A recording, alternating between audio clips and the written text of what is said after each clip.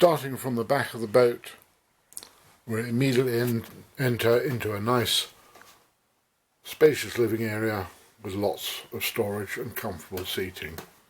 Moving through the boat into the kitchen area, fridge, freezer, stove and a dinette with a very nice side hatch. Continuing through to the bathroom, wash basin, shower, cassette toilet and some storage.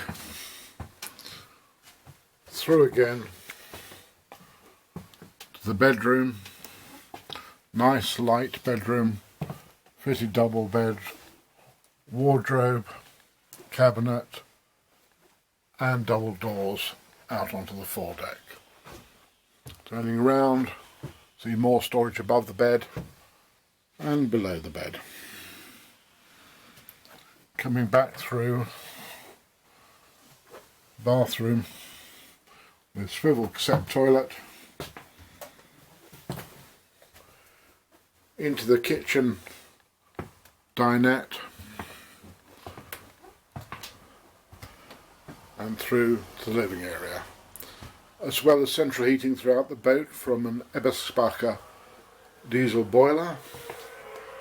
There is also a nice solid fuel stove and nice steps up to some more storage and door out onto the stern deck.